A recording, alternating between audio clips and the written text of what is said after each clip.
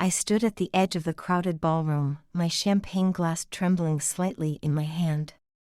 The annual corporate gala at the Ritz-Carlton was supposed to be a night of celebration. Crystal chandeliers sparkled overhead, their light dancing off the polished marble floors. A jazz quartet played softly in the corner, their melodies weaving through the murmur of conversation. But I couldn't focus on any of it. My eyes were fixed on Sarah, my wife of 8 years, as she laughed at something Mike Thompson had just whispered in her ear. She looked stunning in her red Valentino dress, her blonde hair cascading over bare shoulders. The diamonds I'd given her for our anniversary caught the light as she touched Mike's arm, leaning in closer than any married woman should. I took another sip of champagne, trying to calm the rage building in my chest. Mike Thompson, our company's rising star VP of sales, known for his perfect suits and million-dollar smile. The way Sarah was looking at him made my stomach turn. I'd seen that look before, back when she used to look at me that way. Jack. Great party, isn't it? Tom from accounting appeared beside me, oblivious to my inner turmoil. Yeah, fantastic, I managed, not taking my eyes off Sarah and Mike. She was touching his tie now, smoothing it with perfectly manicured fingers. Mike whispered something else, and she threw her head back in theatrical laughter. Neither of them had acknowledged my presence all evening. I'd had enough. Setting down my glass, I made my way across the ballroom, weaving between clusters of colleagues. As I approached, Mike noticed me first. His smile faltered slightly before he masked it with his usual charm. Jack. We were just discussing the Peterson account, he said smoothly. Sarah didn't even turn to look at me. Were you? I kept my voice steady. Funny, I didn't realize the Peterson account required such intimate conversation. Sarah finally glanced my way, her blue eyes cold. Don't be ridiculous, Jack. We're networking. The dismissal in her tone made my blood boil. Can we talk? I asked her. Privately. She rolled her eyes. I'm in the middle of something here. Now, Sarah. Mike shifted uncomfortably. I should probably check on some other guests. No, stay, Sarah said, touching his arm again. Jack's just being dramatic. The room suddenly felt too hot, too crowded. Dramatic? I laughed bitterly. Is that what you call watching my wife throw herself at another man? Several nearby conversations stopped as heads turned our way. Sarah's face flushed with anger.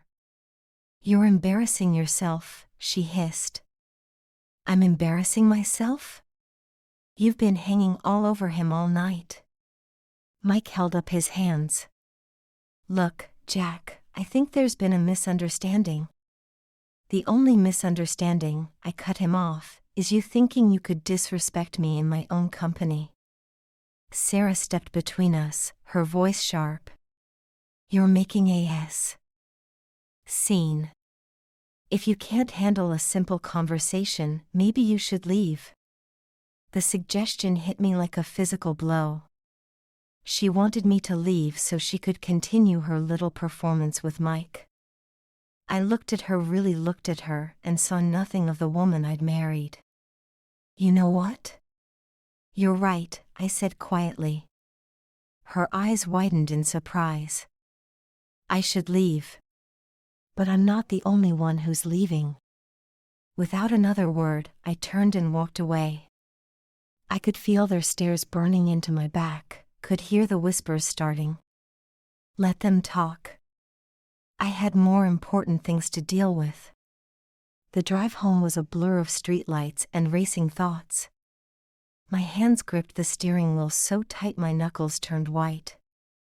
8 years of marriage, and this was what it had come to. I'd given Sarah everything: the house in Greenwich, the luxury cars, the designer wardrobe. And she repaid me by humiliating me in front of our entire social circle. By the time I pulled into our driveway, my anger had crystallized into something cold and precise. I knew exactly what I needed to do. First, call our locksmith, who owed me a favor after I'd helped his son get an internship.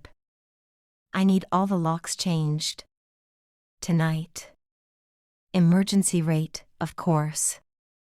Second, call my bank's 24-hour private client service. I need to freeze all joint accounts immediately. Yes, I understand it's unusual. No, it can't wait until morning. Third, call my lawyer's personal cell. David, I know it's late, but I need you to start divorce proceedings first thing tomorrow. By midnight, the new locks were installed. I'd moved Sarah's things into the guest room and changed all the security codes. The joint accounts were frozen, her credit cards suspended. I sat in my home office, a glass of scotch in hand, waiting. It was nearly 2 a.m. when I heard her car pull up. The sound of her heels on the front steps. The rattle of her key in the lock. Then silence. Jack? Her voice carried through the door, confusion giving way to anger. The key isn't working. I took another sip of scotch. Jack. Open this door right now. I walked to the front window, looking down at her on the porch. Her perfect hair was slightly mussed now, her expensive dress wrinkled. She was fumbling with her phone, probably calling an Uber. Good luck with that, her credit cards wouldn't work. The pounding on the door grew more insistent. This isn't funny. Let me in. I opened the window just enough to make my voice clear. No. She looked up, mascara slightly smeared around her eyes. What do you mean, no? This is my house too. Not anymore. Her mouth fell open in shock. You can't do this. I can, and I have. The locks are changed, the accounts are frozen, and tomorrow morning my lawyer will be filing for divorce. Divorce? She laughed, but I could hear the edge of panic. Don't be absurd. You're overreacting to nothing. Nothing? I leaned out the window. Slightly. You spent the entire evening draped all over Mike Thompson, ignoring me, humiliating me in front of everyone we know. We were just talking. Save it, Sarah. I'm done. Where am I supposed to go? I'm sure Mike would be happy to take you in. Her face contorted with rage. You'll regret this, she snarled. No, Sarah. You will.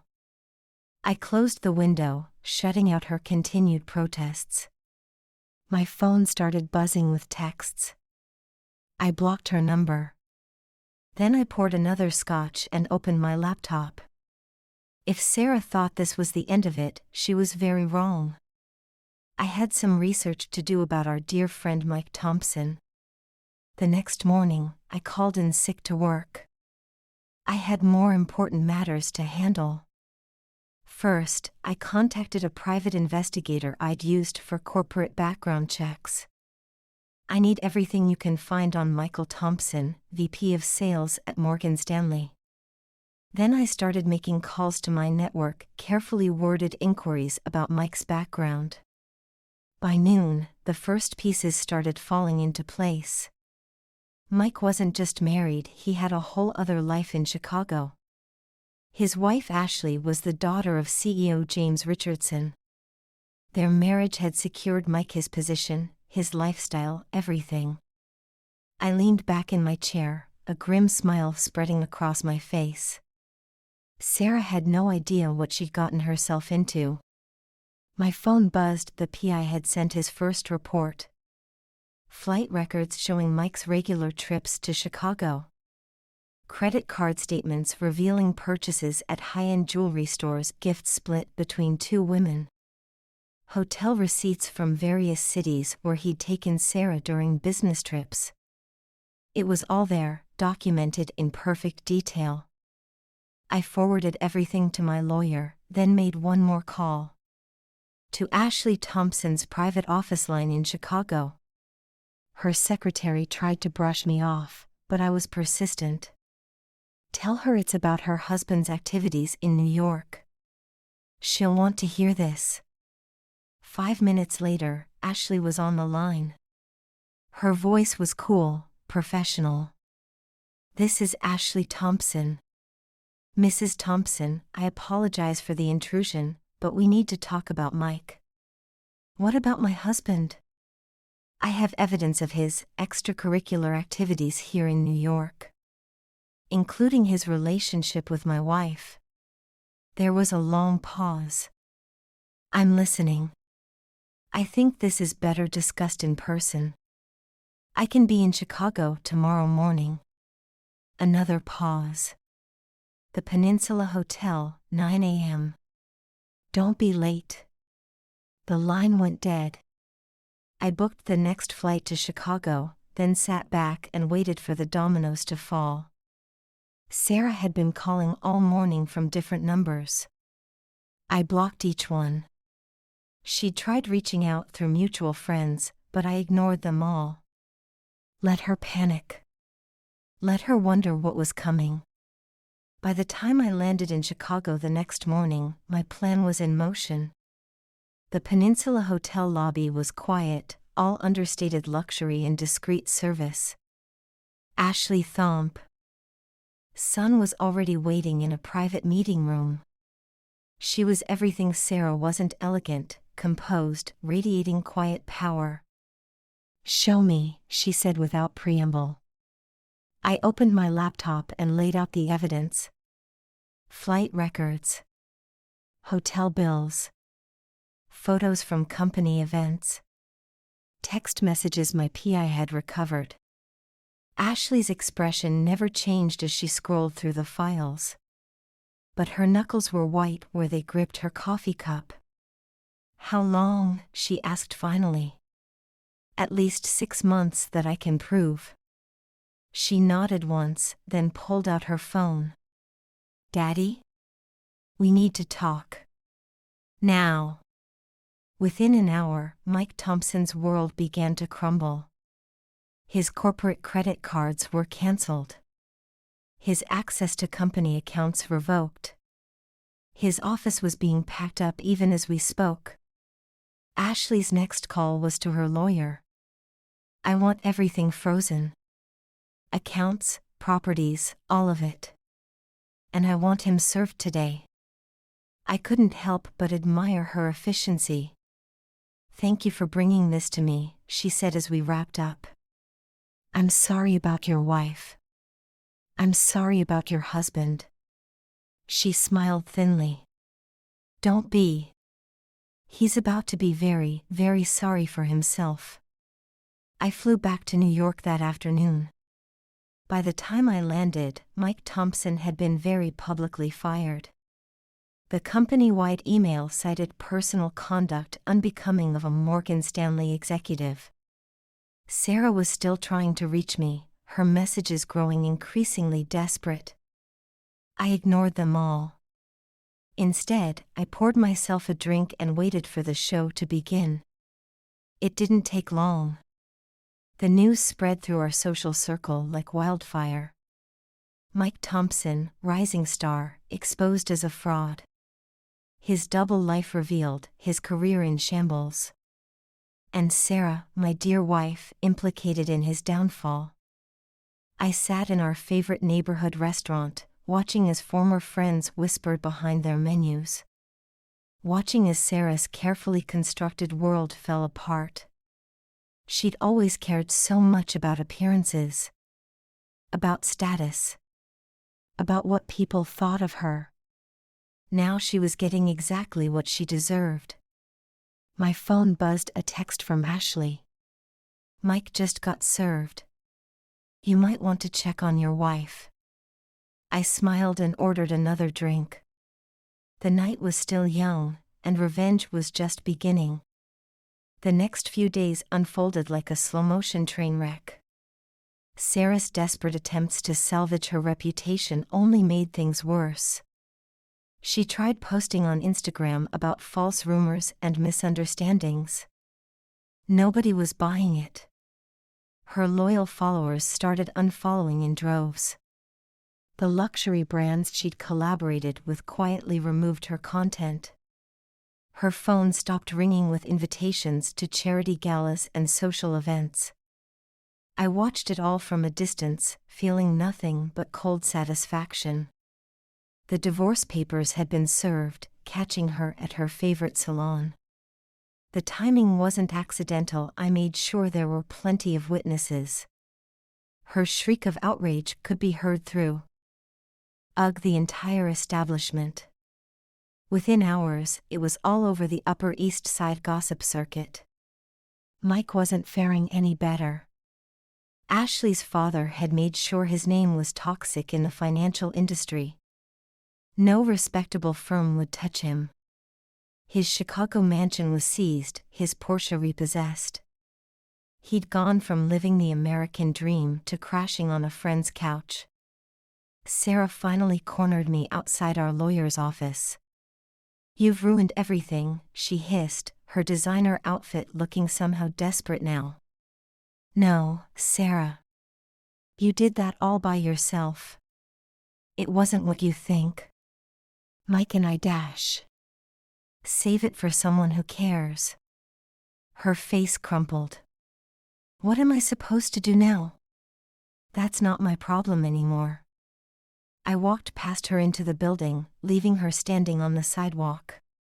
My lawyer was waiting with good news. The prenup was ironclad. Sarah would get nothing beyond what she'd brought into the marriage. Which was essentially nothing. "She's trying to claim emotional distress," he said, shuffling papers. I laughed.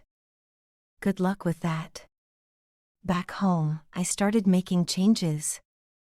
First, I redecorated the master bedroom.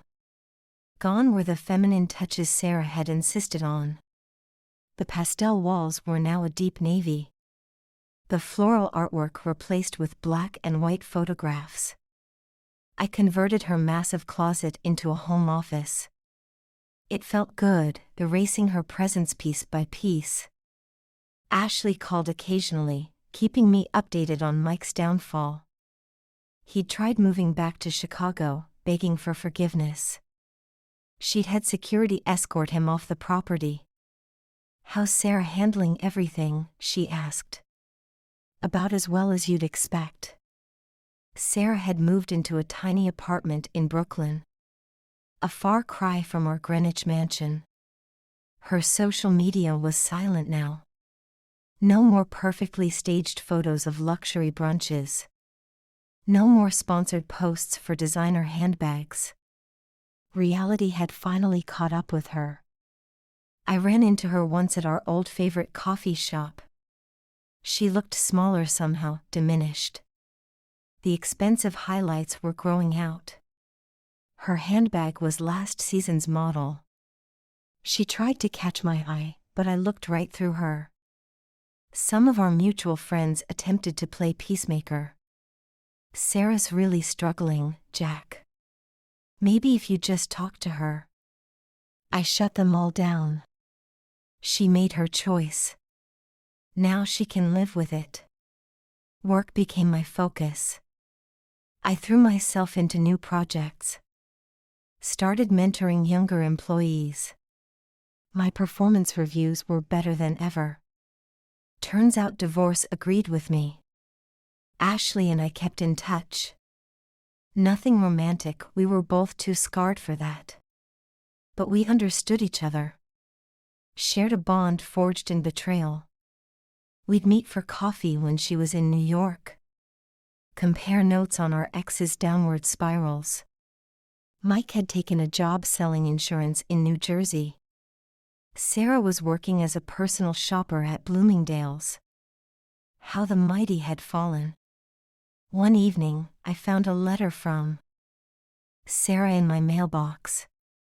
10 pages of apologies and explanations. I didn't bother reading past the first paragraph. The letter went straight into the shredder, along with the last remnants of our marriage. The holidays were approaching our first apart. I booked a trip to Bali. Something Sarah had always wanted to do. But I'd be going alone. The freedom felt intoxicating. My phone buzzed with a text from Ashley. Heard Mike's insurance job isn't going well. I smiled and typed back, "Karma's a beautiful thing." She sent back a laughing emoji. We'd both learned the hard way about trust. About betrayal. About revenge. But we'd also learned about strength. About survival. About starting over. Sarah sent me a Christmas card. The return address was her Brooklyn apartment. I threw it away unopened. Some bridges stay burned. The new year brought more changes. A promotion at work. A new car, sleek, black, nothing like Sarah's preferred white SUV. I started dating casually. Nothing serious. Just enjoying my freedom. Sarah, I heard, was still single. Still trying to rebuild her life. Still living with the consequences of her choices. Mike had moved to a smaller town. His LinkedIn profile now listed him as a sales associate. How quickly the mighty could fall. Ashley had moved on too. Dating a surgeon now. Someone honest, straightforward. We still met for coffee. Shared knowing looks. Understood the price of betrayal. And the sweet taste of revenge. Spring arrived, bringing new beginnings. I sold our Greenwich house. Too many memories. Bought a penthouse in Tribeca instead. Modern, minimalist, completely different. Sarah drove by the old house sometimes. The neighbors told me they'd seen her. Sitting in her car, just staring. I felt nothing but pity. She'd had it all. And thrown it away for a man who'd turned out to be nothing but smoke and mirrors. Now she was left with nothing but regrets. And regrets, as they say, last forever. Ashley sent me a photo of her new engagement ring. Found someone worth trusting, her message read. I was happy for her. She deserved it. We'd both survived our own personal storms. Come out stronger on the other side. Sarah and Mike were just cautionary tales now. Reminders of what happens when you betray the wrong people. When you mistake kindness for weakness. When you think you can play games with other people's lives. I raised my glass to the Manhattan skyline. To new beginnings. To karma. To the sweet, slow satisfaction of watching justice unfold. Sarah had wanted excitement. Adventure. A more glamorous life. Instead, she'd lost everything. Her status. Her wealth. Her reputation. All gone in the blink of an eye. Sometimes the best revenge isn't swift or dramatic. It's watching someone slowly realize what they've lost. Watching them live with the consequences of their choices. Day after day after day. That's what Sarah was doing now. Living with her choices. Her regrets. Her mistakes. While I moved forward. Free. Strong. Unbreakable. The way she'd never expected me to be. The way I'd never known I could be. Until she showed me exactly who she was. And I showed her exactly who I'd become. 1 year after that fateful corporate gala, I barely recognized my own life. The pain had faded, replaced by something stronger. Something like wisdom, maybe. Or just hard-earned clarity. I'd moved into my Tribeca penthouse, 30 floors above the city. Floor-to-ceiling windows offered views that Sarah would have killed for. But she'd never see them. Never know how well I'd landed on my feet. The company had made me Chief Strategy Officer, a position Mike had been gunning for. Ironic how things work out. Ashley called one evening as I was watching the sunset. "Guess who I saw today," she said without preamble. "Do tell." "Mike. At Target. Buying socks." We both laughed at that. The mighty Mike Thompson, reduced to bargain hunting. "How's he looking these days?" "Like a man who's lost everything," she said. "It suits him." I poured myself a whiskey, settling into my favorite leather chair. "And Sarah?" "Still at Bloomingdale's, last I heard. Though she's been demoted to the accessories department." Another bit of irony. She used to spend thousands there every month. Now she folded scarves for minimum wage. Life has a way of coming full circle, I mused. Ashley hummed in agreement. Speaking of circles, James proposed. James was her surgeon boyfriend. A good man. Honest. Everything Mike wasn't. "Congratulations," I said, meaning it. "Thanks. The wedding's in June. You'll come?" "Wouldn't miss it." We chatted a while longer, two survivors sharing war stories. After hanging up, I stood at my window. New York sparkled below, full of possibilities. My phone buzzed with a text from Caroline. She was a corporate lawyer I'd been seeing casually. Smart, independent, no drama. "Dinner tonight?" I smiled and typed back yes. Life moved forward, whether you were ready or not. I'd learned that the hard way. The next morning, I ran into Linda from my old neighborhood. She couldn't wait to share the latest gossip. "Sarah's mother is selling her house," she said breathlessly. "Medical bills, you know. And Sarah can't help anymore." I nodded, unsurprised. Sarah's elderly mother had always depended on our financial support. Another casualty of Sarah's choices. Such a shame, Linda clucked. She was so proud of Sarah. Was being the operative word. I made my excuses and left. The past was the past. I had a company to run. Meetings to attend.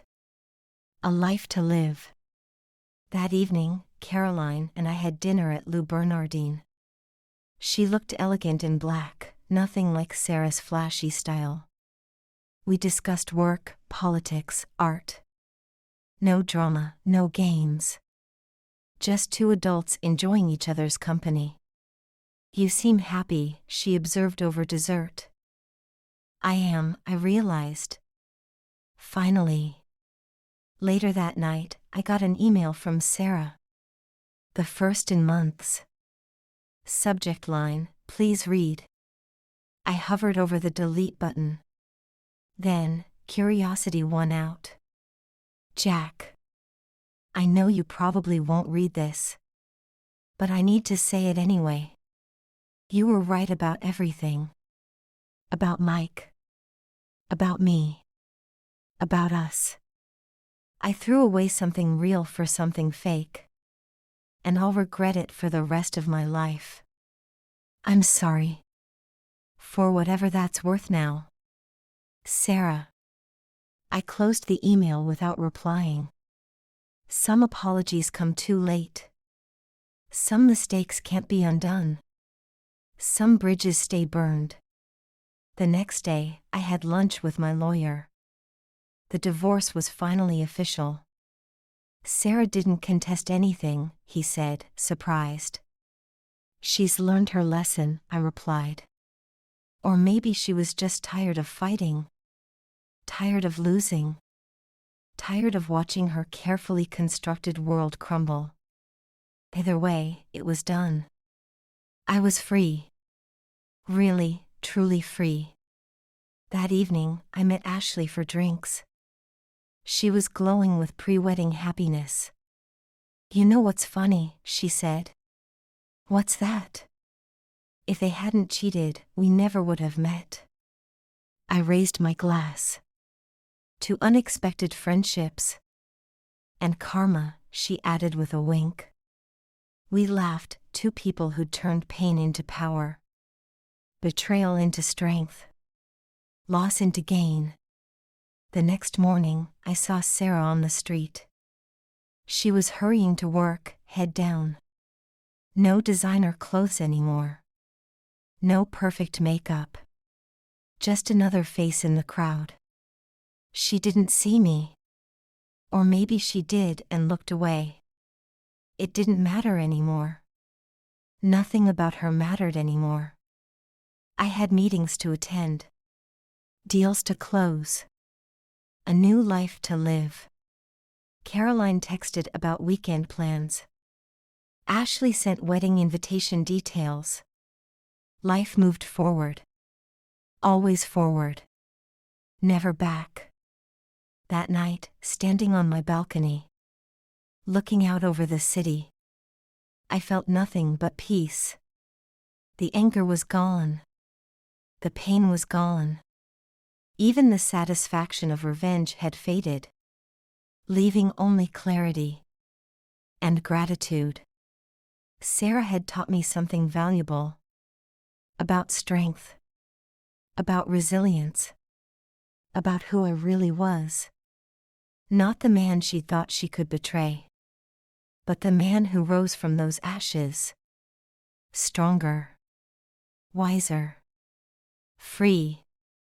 The city lights twinkled below. A million stories playing out. Mine was just one of them. But it was a good one. A story of betrayal. Of justice. Of redemption. Not for Sarah. Not for Mike. But for me. And in the end, that was all that mattered. End.